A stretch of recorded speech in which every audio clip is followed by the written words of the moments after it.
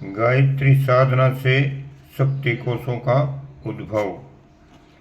पिछले पृष्ठों में लिखा जा चुका है कि गायत्री कोई देवी देवता भूत प्रेत आदि नहीं, वरन ब्रह्म की स्फुरना से उत्पन्न हुई आद्य शक्ति है, जो संसार के प्रत्येक पदार्थ का मूल कारण है और उसी के द्वारा जड़ चेतन सृष्टि में गति, शक्ति, प्रगति, प्रेरणा एवं परिणति होती है। जैसे घर में रखे हुए रेडियो यंत्र का संबंध विश्वव्यापी ईथर तरंगों से स्थापित करके देश विदेशों से होने वाले प्रत्येक ब्रॉडकास्ट को सरलतापूर्वक सुन सकते हैं, उसी प्रकार आत्मशक्ति का विश्वव्यापी गायत्री शक्ति से संबंध स्थापित करके सूक्ष्म प्रकृति की सभी हलचलों को जान सकते हैं और सूक्ष्म शक्ति को इच्छानुसार मोड़ने की कला ज्ञात होने पर सांसारिक, मानसिक और आत्मिक क्षेत्र में प्राप्त हो सकने वाली सभी संपत्तियों को प्राप्त कर सकते हैं। जिस मार्ग से ये सब हो सकता है उसका नाम है साधना। कई व्यक्ति सोचते हैं हमारा उद्देश्य ईश्वर प्राप्ति, आत्मदर्शन और जीवन मुक्ति है, हमें गायत्री की सूक्ष्म प्रकृति के चक्कर में पड़ने से क्या प्रयोजन, हमें तो केवल ईश्वर आराधना करनी चाहिए। सोचने वालों को जानना चाहिए कि ब्रह्म सर्वथा निर्विकार, निर्लेप, निरंजन, निराकार, गुणातीत है। वह न किसी से प्रेम करता है न द्वेष, वह केवल दृष्टा एवं कारण रूप है। उस तक सीधी पहुंच नहीं हो सकती, क्योंकि जीव और ब्रह्म के बीच सूक्ष्म प्रकृति यानी एनर्जी का सघन आच्छादन है। इस आच्छादन को पार करने के लिए प्रकृति के साधनों से ही कार्य करना पड़ेगा।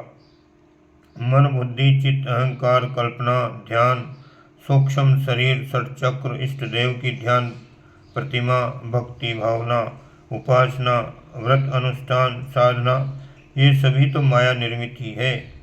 इन सबको छोड़कर ब्रह्म प्राप्ति किस प्रकार होनी संभव है। जैसे ऊपर आकाश में पहुंचने के लिए वायुयान की आवश्यकता पड़ती है, वैसे ही ब्रह्म प्राप्ति के लिए भी प्रतिमा मूलक आराधना का आश्रय लेना पड़ता है। गायत्री के आचरण में होकर पार जाने पर ही ब्रह्म का साक्षात्कार होता है।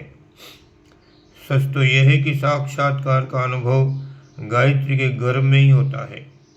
इससे ऊपर पहुंचने पर सूक्ष्म इंद्रियां और उनकी अनुभव शक्ति भी लुप्त हो जाती है। इसलिए मुक्ति और ईश्वर प्राप्ति चाहने वाले भी गायत्री मिश्रित ब्रह्म की, राधे श्याम, सीताराम, लक्ष्मी नारायण की उपासना करते हैं। निर्विकार ब्रह्म का सायुज्य तो तभी होगा जब ब्रह्म बहुत से एक होने की इच्छा करेगा और सब आत्माओं को समेटकर अपने में धारण कर लेगा। इससे पहले सब आत्माओं का सविकार ब्रह्म में ही सामीप्य, सारूप्य, सायुज्य आदि हो सकता है। इस प्रकार गायत्री मिश्रित सविकार ब्रह्म ही हमारा उपास्य रह जाता है। उसकी प्राप्ति के साधन जो भी होंगे वे सभी सूक्ष्म प्रकृति गायत्री द्वारा ही होंगे।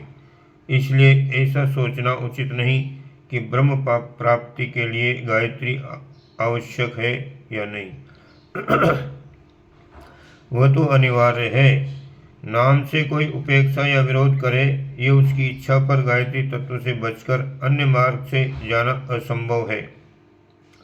कई व्यक्ति कहते हैं कि हम निष्काम साधना करते हैं, हमें किसी फल की कामना नहीं, फिर सूक्ष्म प्रकृति का आश्रय क्यों लें। ऐसे लोगों को जानना चाहिए कि निष्काम साधना का अर्थ भौतिक लाभ न चाहकर आत्मिक साधना का है। बिना परिणाम सोचे यदि चाहें तो किसी कार्य में प्रवृत्ति हो ही नहीं सकती।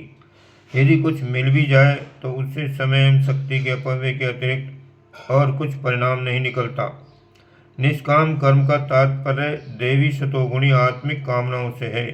ऐसी कामनाएं भी गायत्री के प्रथम पाद में ह्रीं तत्व में सरस्वती भाग में आती है।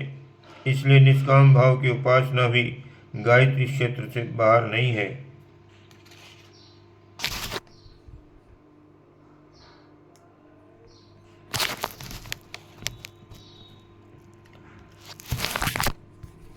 आगे की बात जो है, मंत्र विद्या को वैज्ञानिक जानना चाहते हैं कि जीभ से जो भी शब्द निकलते हैं उनका उच्चारण कंठ, तालु आदि से होता है।